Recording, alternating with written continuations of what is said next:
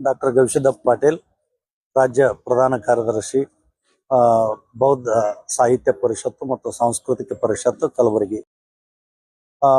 ಬರುವ ಬೆಳಗಾವಿಯಲ್ಲಿ ನಡೆಯುವ ಅಧಿವೇಶನದಲ್ಲಿ ಚರ್ಚೆ ಆಗಬೇಕಾಗಿರತಕ್ಕಂಥ ವಿಷಯ ಸನ್ನತಿಯ ಒಂದು ಪ್ರಾಧಿಕಾರವನ್ನ ರಚಿಸಬೇಕು ಅನ್ನುವಂಥ ಹಿನ್ನೆಲೆಯಲ್ಲಿ ನಾವು ಈ ಮನವಿಯನ್ನ ಕೊಡ್ತಾ ಇದ್ದೇವೆ.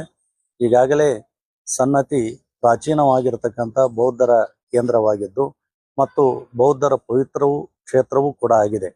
ಅದರ ಜೊತೆಗೆ ಅಶೋಕನ ಶಾಸನಗಳು ಇಲ್ಲಿ ದೊರಕಿರೋದರಿಂದ ಮತ್ತು ಅಶೋಕ ಈ ಭಾಗದಲ್ಲಿ ಸಾಮ್ರಾಟ್ ಅಶೋಕನು ಮಾಡಿರತಕ್ಕಂಥ ಸಾಧನೆ ಮತ್ತು ಸನ್ನತಿಯಲ್ಲಿ ತನ್ನ ಕೊನೆಯ ದಿನಗಳನ್ನ ಕಳೆದಿದ್ದಾರೆ.